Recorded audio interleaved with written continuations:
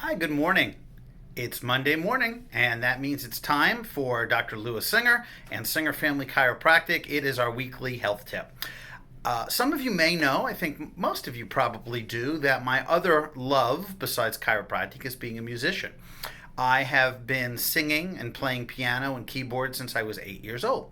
But what many of you probably don't know is that in my office, where you come to get adjusted, I actually have my recording studio. It's the room that is right across from the x-ray room. It's a studio on the door. And I'll give you just a quick little tour. This is a digital recording studio right there, and a number of keyboards. There's what we call a keytar down there, which is like a keyboard guitar right there.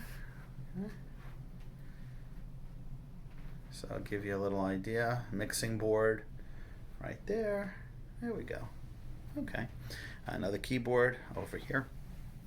So the reason I'm bringing this up today is one of my favorite things in life, of course, is listening to music, and I subscribe to Sirius XM, which is satellite music. And one of the things I love about Sirius XM is they have different channels. So they have 70s and they have 80s and they have news, which I don't listen to, at least not anymore, and comedy, and Joel Osteen is on a channel, and they had a Neil Diamond channel, and they have a Billy Joel channel.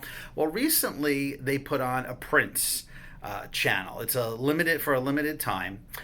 And of course, we know that Prince died a number of years ago due to opioids.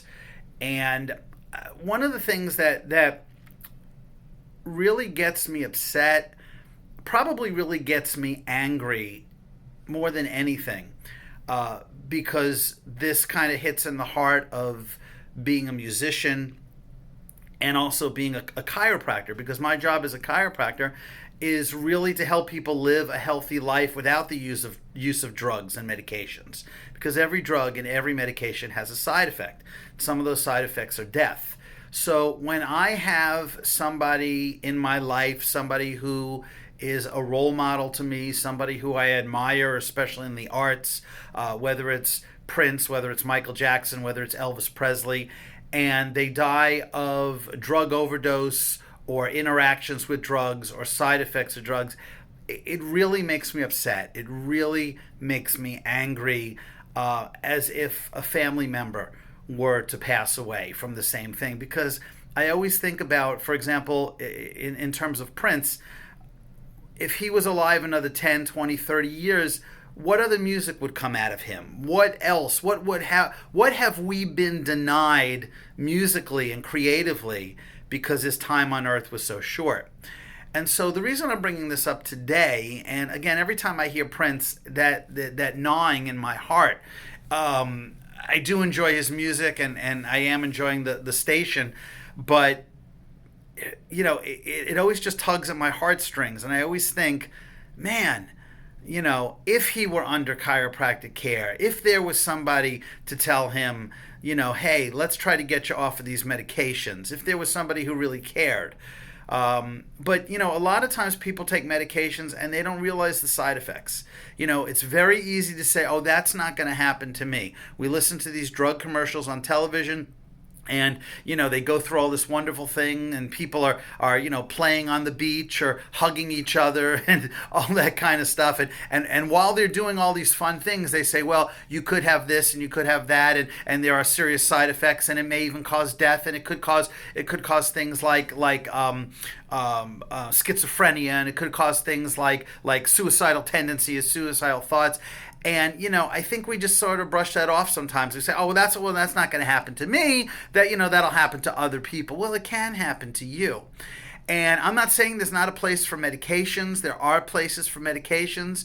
There are sometimes that medications keep people alive. Sometimes, as I was telling a patient the other day who was getting shots for her backache because of an accident she had been in. While she's also getting chiropractic care, she's still miserable and she still needs something to get her over the hump. And I said, that's all right.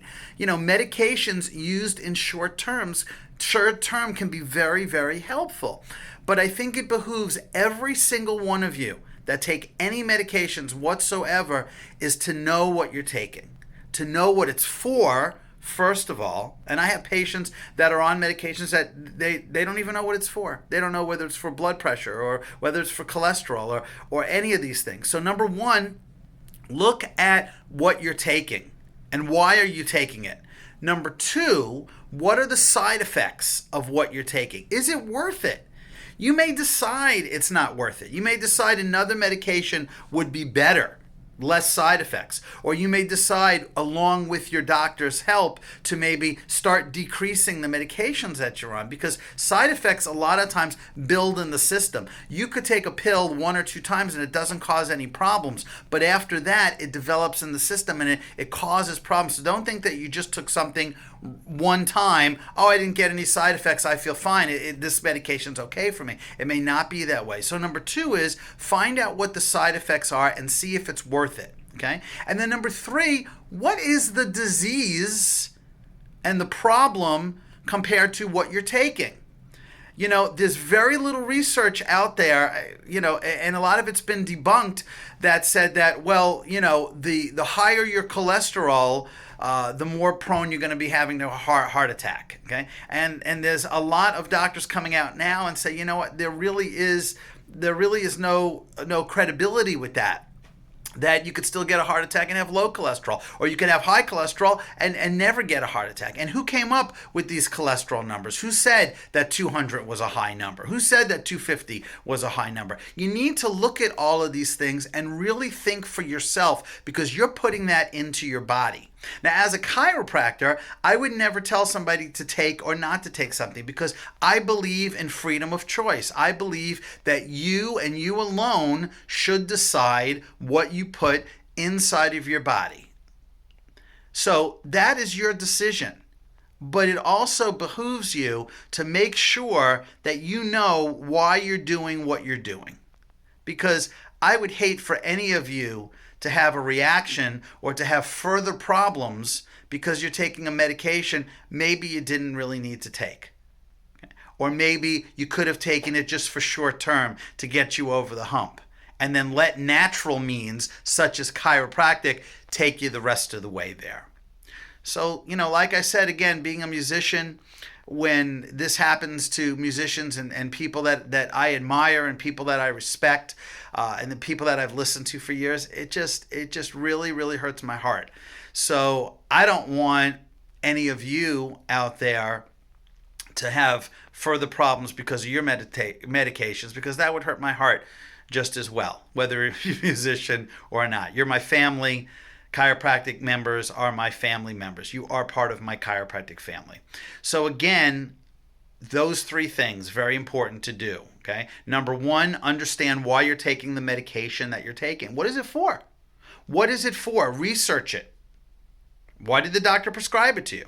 Number two, what are the side effects? All of them. And then weigh that against the benefits. You should do that with everything. And then number three, the disease itself. What if you didn't take this medication? What would happen? How high would your blood pressure get? Could you live with that? There you go. Thanks a lot, guys. Have a great day. We'll see you sometime this week. God bless you and your family. Bye-bye.